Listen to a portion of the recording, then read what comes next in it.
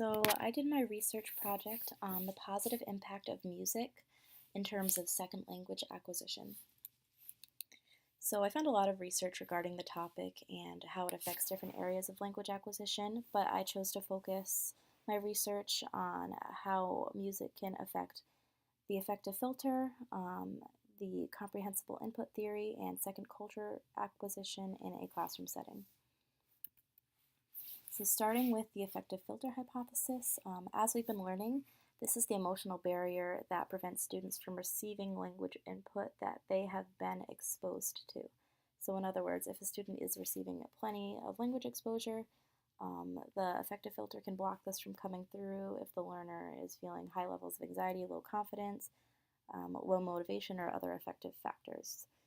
And music has been found to lower the affective filter.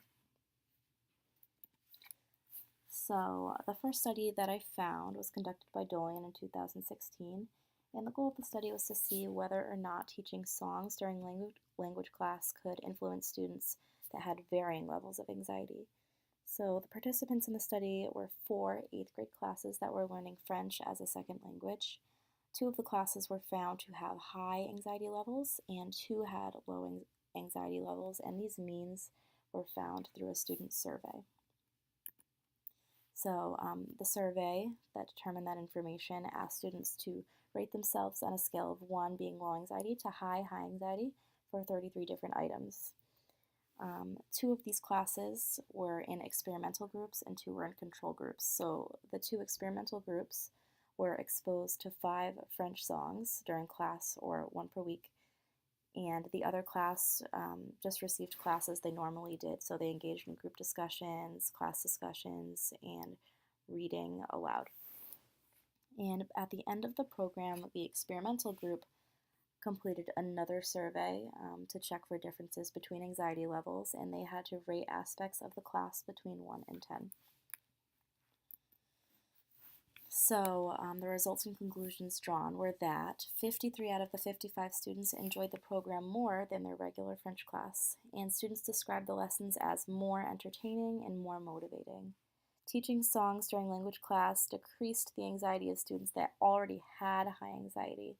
However, there wasn't information to suggest that students starting with low anxiety made any gains. So more research is needed in order to figure out whether students that start with low anxiety are influenced by music in terms of the affective filter. So the next study that I did was conducted in order to figure out the relationship between songs and motivation. So that first study had to do with anxiety, and this one is to test the relationship in terms of motivation in English and language learners in Lima, Peru. So the participants were 2 third-grade ESL classes that had 28 students per class, and they were all native Spanish speakers. So the students were observed in their classroom 2 times, one with music and 1 time without any music at all. The time with music, this included background music and music incorporated into the lesson.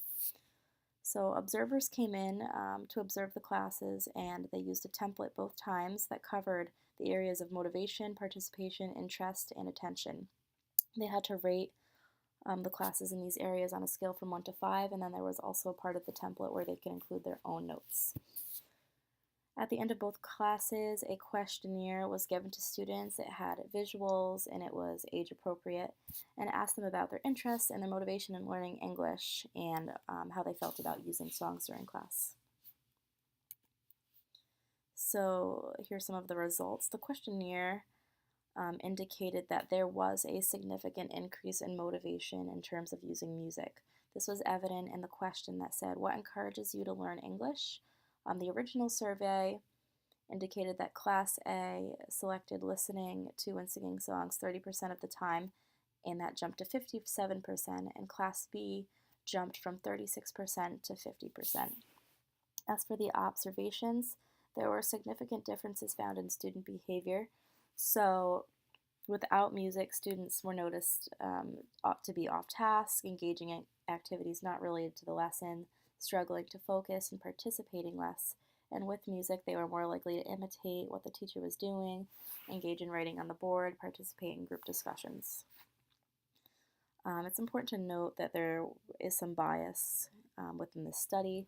Not much context was provided about the lesson that was occurring or what types of songs were used. And the observation templates allowed for observer bias because they could write what they were noticing.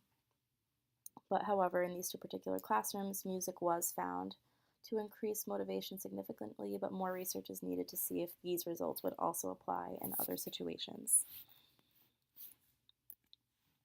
So now that we've covered the effective filter hypothesis, I'll move on to the comprehensible input theory.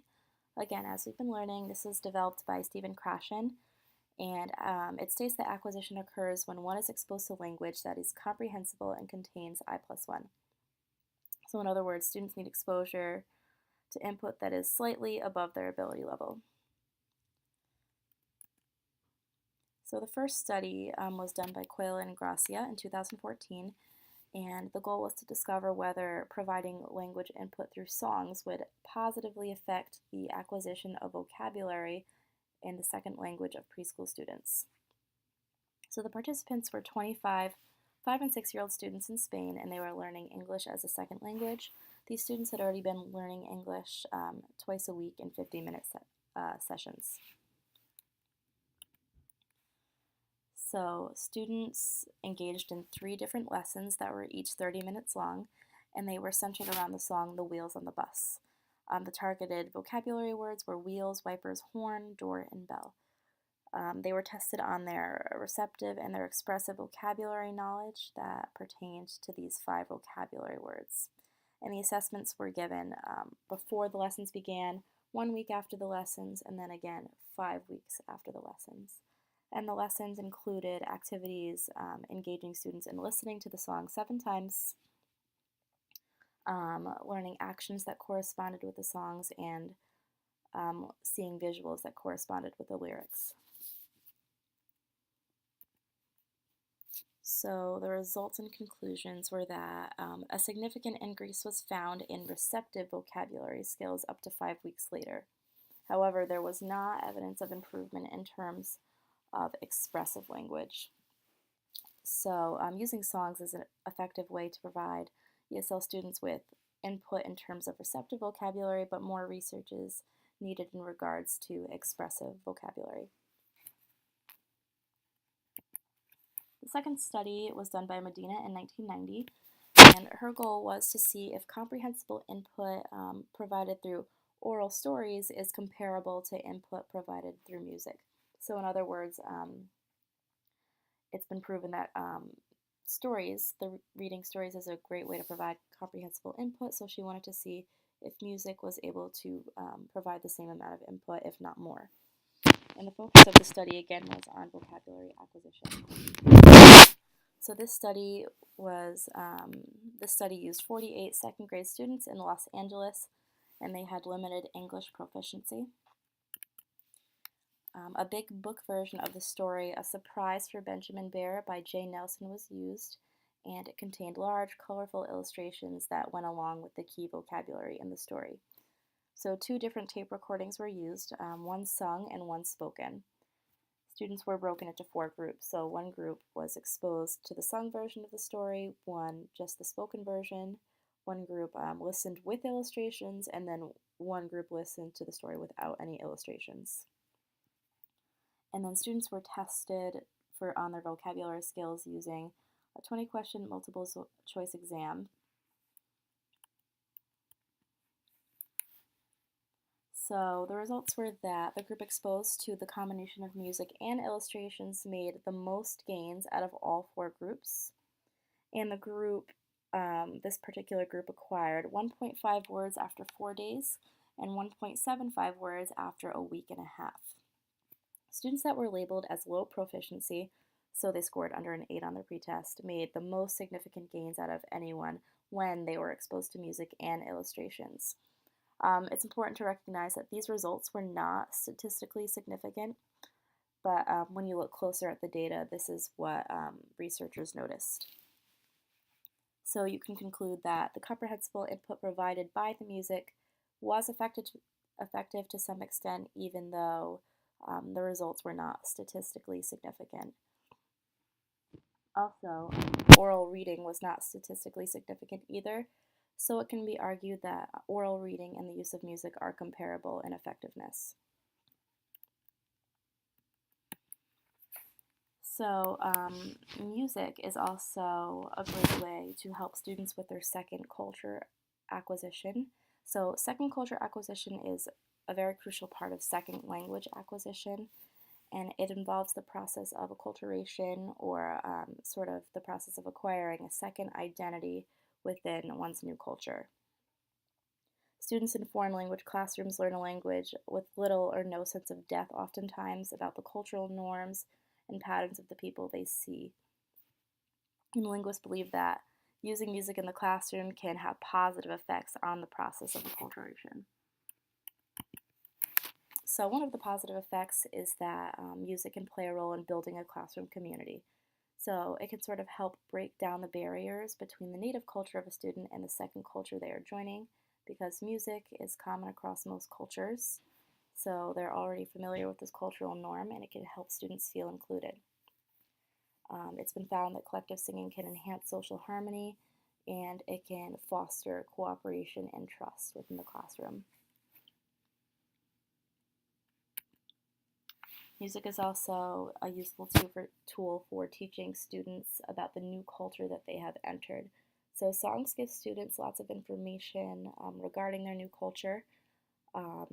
Ways to take advantage of the cultural content are by playing music around the holidays, during the appropriate season, explaining the traditions and histories of songs within the new culture, and discussing songs with cultural flavor. So an example could be Santa Claus is coming to town. If students are entering their new culture around Christmas time, this might be a great way to introduce Christmas traditions in our culture. So two conclusions can be drawn from this research. Using music in the classroom can help lower the affective filter by decreasing anxiety and by increasing motivational levels in students. Music is a source of comprehensible input, especially in terms of receptive vocabulary acquisition, and because songs are repetitive in nature. Music can help foster classroom community by bridging the gap between the native culture and the new culture that the student is acquiring. And songs can help teach about cultural norms. So more research is needed on this topic in order to confirm these results, but overall, one can argue that music is successful in terms of second language acquisition within the classroom. And these are my references. Let me know if you have any questions. Thank you.